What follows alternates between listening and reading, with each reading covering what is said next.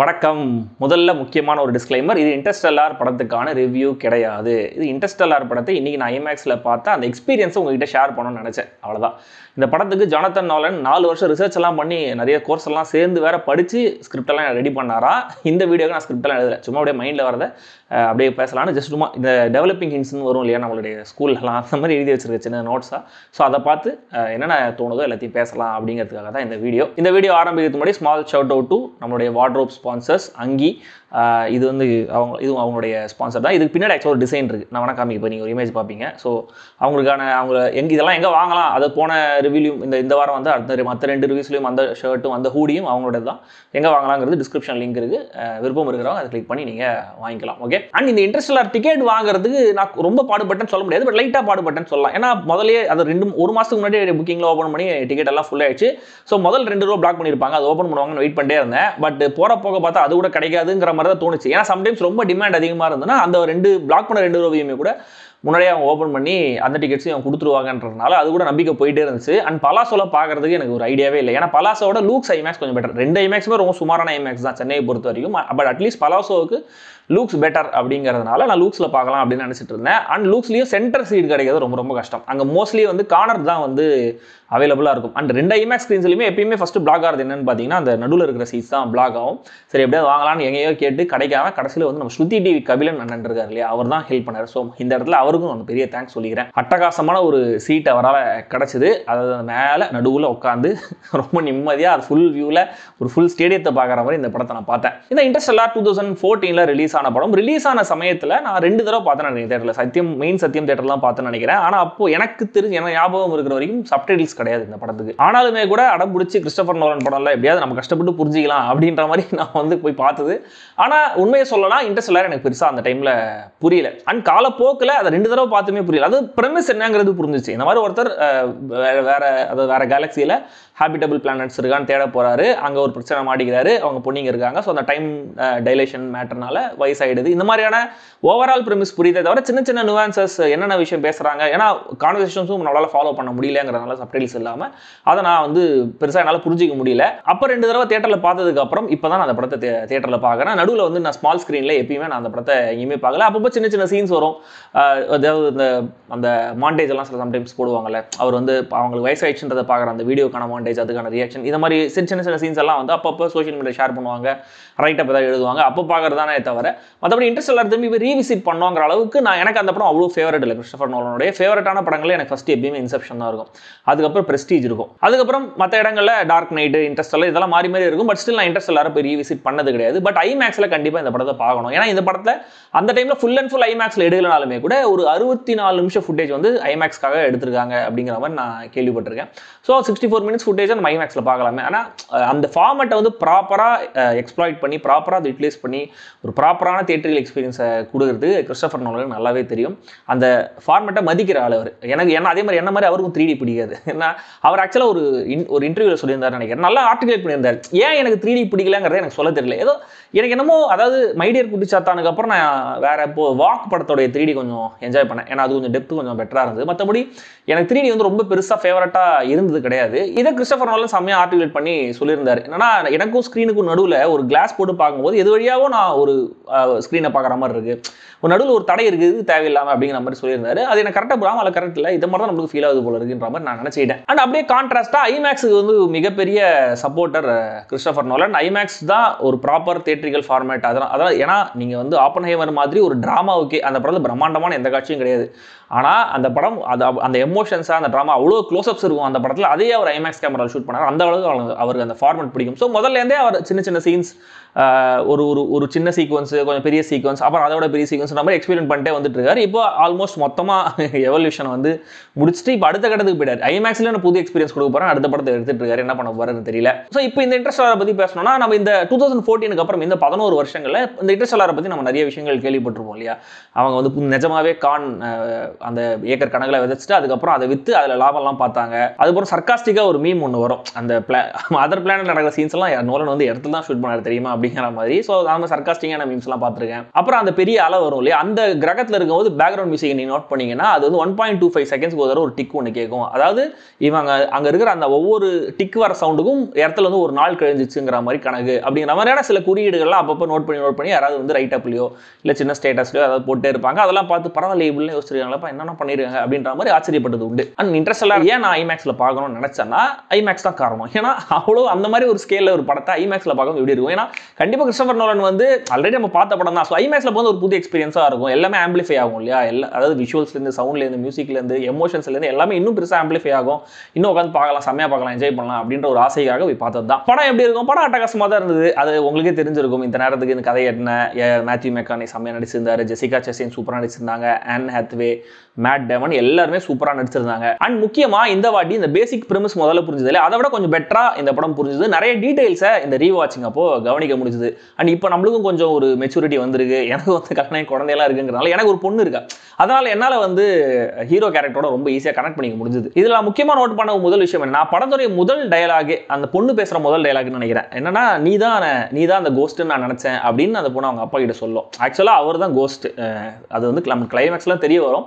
But நீ தான் cost நினைச்சாங்கிறதா அந்த பொண்ணுடைய ஃபர்ஸ்ட் டயலாகே. ஸோ அது ஒரு நல்ல குறியீடாக இருந்து பரவாயில்ல, நம்மளுக்கு முதல்லையே சீக்கிரட் ஓப்பன் பண்ணி தான் நம்மளுக்கு படத்தை ஆரம்பிச்சிருக்காரு. பட் நம்மளுக்கு அது ரீவாச்சிங்கில் தான் புரியுது. அதுக்கப்புறம் இந்த கிராவிடேஷன் அனாமலிங்கிறத முதல்லேருந்தே சொல்லிட்டு வந்திருக்காங்க.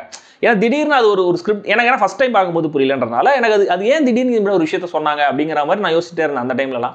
பட் அதுக்கப்புறம் தான் இப்போ தான் புரியுது. ஏன்னா முதல்லேருந்தே அந்த கிராவிடேஷன் அனாமலி அது அவங்களோட வீடு இருக்கிற லொக்கேஷனில் அது வந்து இவங்களால ஃபீல் பண்ண முடியுது அப்படிங்கிறத முதல் சீன்லேருந்தே அதை ரெஜிஸ்டர் பண்ணிட்டாங்க அப்படின்னும் போது கரெக்டாக அது ஸ்கிரிப்டில் பிளெண்ட் ஆகி உட்காருது. அப்புறம் பிளைட் அப்படிங்கிற ஒரு விஷயத்த மென்ஷன் பண்ணியிருப்பாங்க. பிளைட்னா என்னன்னா, அது ஏதோ ஒரு மாதிரி நோய் தொற்று மாதிரி இந்த இதுகளில் செடிகள் எல்லாம் இந்த கிராப்ஸ் எல்லாம் அழிக்கிற மாதிரியான ஒரு பாக்டீரியா.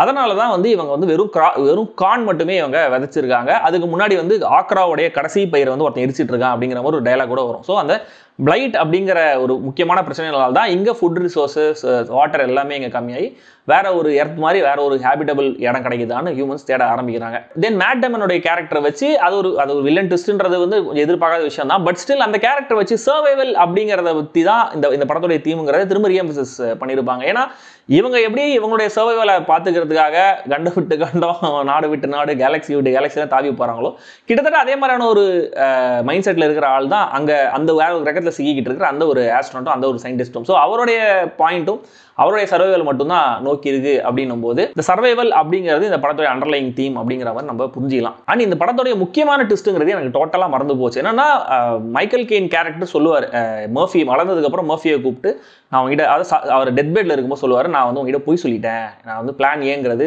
நடக்கவே நடக்காது, பிளான் பி தான் எங்களுடைய ஃபோக்கஸ், ஆனால் பிளான் ஏ வந்து மக்களுக்கு ஒரு நம்பிக்கை வரதுக்காக நாங்கள் அது ஒரு பொய்யை சொன்னோம் அப்படின்னு சொல்லுவார். ஆக்சுவலாக அந்த ட்விஸ்ட் எனக்கு இந்த வாட்டி தான் மைண்டில் ரெஜிஸ்டர் ஆச்சு. ஸோ இப்படியான டீட்டெயில்ஸ்லாம் நோட் பண்ணதுக்கப்புறம் என்னோட மைண்டில் வந்து பிட்டா தனித்தனியாக பிரிஞ்சிருந்த இன்ட்ரெஸ்டாக பற்றின விஷயங்கள் எல்லாமே ப்ராப்பராக ஒன்று சேர்ந்து இந்த கம்ப்ளீட்டான ஒரு பசில் இது மாதிரி ப்ராப்பராக மைண்டில் வந்து இப்போ இருக்குது. அண்ட் ஐமேக்ஸ் எக்ஸ்பீரியன்ஸ் என்ன, அதாவது எப்படி டிஸ்கிரைப் பண்ணுறதுன்னு தெரியல. அது சொல்கிறதுக்கு வந்து என்ன அதுக்கான கரெக்டான வார்த்தைகள் வந்து அட்ஜெக்டிவ்ஸ் கிடைக்க மாட்டேங்குது. என்னன்னா அந்த மியூசிக் முதல்ல இந்த படத்துடைய ஸ்கேல் இவ்வளோ பிரம்மாண்டமான படம். பிரம்மாண்டம்ங்கிறது வந்து ஜஸ்ட் செலவில் மட்டும் கிடையாது, அந்த விஷன்லேயுமே கூட ஒரு பிரம்மாண்டம் இருக்குல்ல.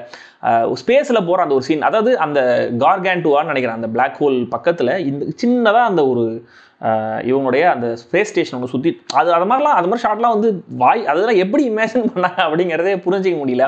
ஸோ அந்த மியூசிக்காக இருக்கட்டும், பேஸ் சவுண்ட் எஃபெக்ட்ஸாக இருக்கட்டும், அப்படியே அஃப்கோர்ஸ் லுக்ஸில் வந்து ஓகே மோசம் இல்லை, ஓகேவான சவுண்டு, அதுக்கே வந்து பயங்கரமாக அதிருச்சு, அதுவே பயங்கரமாக இருந்துச்சு. தென் ஸ்பேஸ் சீன்ஸ் மட்டும் கிடையாது, ஓவராலாகவே படத்தோட சினிமாட்டோகிராஃபிங்கிறது பயங்கரமாக இருந்துச்சு. பிளாக் ஹோல் அப்படிங்கிற அந்த ஒரு விஷயத்தை இவங்க விஷுவலைஸ் பண்ணியிருந்த விதம், அந்த படத்துடைய எமோஷன்ஸ், ஒரு அப்பா பொண்ணுக்கான அந்த எமோஷன்ஸை மேத்யூ மெக்கானே காமிச்சிருந்த விதம், அந்த டாக்கிங் சீனுலாம் தியேட்டர் வந்து பயங்கரமான விசில், ஒரு பெரிய மாஸ் ஹீரோ டிரான்ஸ்ஃபர்மேஷனுக்கான what are you doing talking அப்படின்னு அந்த ஒரு வார்த்தை சொன்னோடனே தியேட்டர்ல சரியான விசில். அந்த டாக் பண்ணி முடிச்ச உடனே பயங்கரமான கிளாப்ஸ். அண்ட் கிளைமேக்ஸ்ல அந்த டெசரக்ட் உள்ள போயிட்டு ஃபர்ஸ்ட் அவர் வந்து மர்ஃபியை பார்க்குற அந்த சீன்லாம் தியேட்டர்ல சரியான ரெஸ்பான்ஸ். ஆனால் மற்றபடி என்னன்னா, படம் ஆரம்பிச்ச சமயத்தில் எப்பயுமே தொல்லை பண்ணுவாங்களே, மொபைல் எடுத்து நோண்டிக்கிட்டு ஃபர்ஸ்ட் அந்த நான் வந்து ஓப்பனிங் டைட்டில் ஷூட் பண்றேன், கிறிஸ்டோபர் நோலன் பேரை ஷூட் பண்ற மாதிரி எல்லாத்தையும் எடுத்துட்டு இருந்தாங்க.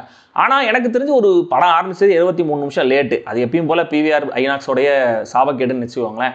ஸோ 23 நிமிஷம் கழிச்சு படம் ஆரம்பிச்சதுக்கப்புறம் இந்த மாதிரி கொஞ்சம் மொபைலில் வச்சு நோண்டிட்டு இருந்தாங்க. அது கொஞ்சம் இரிட்டேட்டிங்காக தான் இருந்துச்சு. ஆனால் போக போக எல்லாருமே டோட்டலாக இம்மர்ஸ் ஆகிட்டாங்க படத்தை. அதுதான் அந்த படத்துடைய ஒரு முக்கியமான சக்தின்னு நான் நினைக்கிறேன். ஏன்னா ஒரு மாதிரி அவங்க வந்து ஆக்சுவலாக பெரிய ரெஸ்பான்ஸுங்கிறத நீங்கள் சொல்லவே முடியாது. ஆனால் டோட்டலாக ஒரு சைலன்ஸ் இருந்துச்சு. ஒரு கமெண்ட் கிடையாது, யாருமே எதுவுமே பக்கத்தில் கூட எதுவும் டிஸ்கஸ் பண்ண மாதிரி தெரில.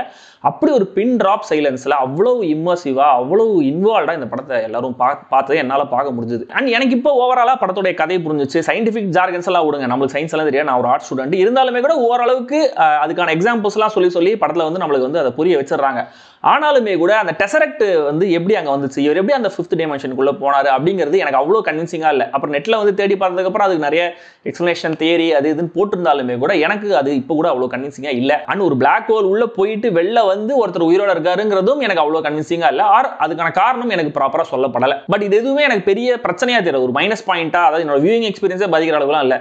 இத்தனைக்கும் படம் வந்து ஃபுல்லாகவே வந்து ஐமேக்ஸோட ஃபுல் ஸ்க்ரீனில் வரல. சில அதான் அந்த 60 நிமிஷம் சீன்ஸ் மட்டும் தான் ஃபுல் ஸ்க்ரீனில், முக்கியமாக அந்த ஸ்பேஸில் வர காட்சிகள் எல்லாமே ஃபுல் ஸ்க்ரீனில் வரும். மற்றெல்லாம் லைட்டாக உங்களுக்கு வந்து ஸ்கேல் ஆகி மேலே 2 பிளாக் இருக்கும். பட் அதுவுமே கூட பெருசாக இரிட்டேட் ஆகலை. ஏன்னா அவ்வளோ தூரம் எல்லாரும் வந்து அப்படியே ஆழ்ந்து போய் பார்த்துட்டு இருந்தோம். ஸோ மொத்தத்தில் அப்படின்னு இந்த படத்துக்கு நான் எதுவும் சொல்ல போகிறது இல்லை. ஏன்னா இது ரிவ்யூ கிடையாது. என் விருப்பம் இருக்கிறவங்க பார்க்க தான் போறீங்க. இன்ட்ரெஸ்ட் எல்லாரும் வேணாம் அப்படின்னு தான் சொல்ல போறீங்க. அதனால கண்டிப்பாக, அதாவது என்ன கேட்டிங்கன்னா, ஒரு மூவி பஃபா நீங்கள் இருந்தீங்கன்னா, ஒரு தியேட்ரிக்கல் எக்ஸ்பீரியன்ஸ் உங்களுக்கு ரொம்ப பிடிக்கும் அப்படின்னா கண்டிப்பாக இந்த மாதிரியான படங்கள்லாம் நீங்கள் பார்க்கணும். ஏன்னா இந்த படம் பார்க்கும்போது நம்ம அடிக்கடி ரொம்ப அப்யூஸ் பண்ணிட்டோம். அந்த மீம்லாம் இருக்கு இல்லையா, இதாண்டா சினிமா, அந்த மார்ட்டின் ஸ்கார்செஸியோடைய பிக்சரை போட்டு ஒரு மீம் இருக்கு இல்லையா, அது ஓவரா அப்யூஸ் பண்ணி எல்லா படத்துக்கும் அதை யூஸ் பண்ணோம். கண்ட கருமாந்திர படத்துக்கு அதை யூஸ் பண்ணிட்டு இருக்கோம். ஆக்சுவலி இந்த படம் பார்க்கும்போது எனக்கு நிறைய இடங்கள்ல தோணிட்டே இருந்துச்சு. ஸோ இந்த மைண்ட் ஈக்குவல்ஸ் ப்ளோன் அப்படின்ற ஒரு எக்ஸ்பிரஷன் இருக்கும் இல்லையா, அதெல்லாம் மைண்டில் வந்துட்டு போச்சு. நிஜமாவே இதாண்டா சினிமா அப்படின்னு சொல்ல வைக்கிற ஒரு படம் இன்டர்ஸ்டெல்லார். ஏன்னா இப்படி ஒரு ஹை கான்செப்ட் படத்தை வெகுஜன மக்களுக்கான ஒரு கமர்ஷியல் படமா, கமர்ஷியல் சொல்ல முடியாது, ஒரு என்டர்டைனிங்கான படமா இப்படி ஒரு ஸ்கேலில் மவுண்ட் பண்ணி கொடுக்குறதுங்கிறது மிகப்பெரிய விஷயம். அதை Christopher Nolan time to time அது திரும்ப அச்சீவ் பண்ணிட்டே தான் இருக்காரு. இப்போ கூட டெனட் எனக்கு சுத்தமாக புரியாது.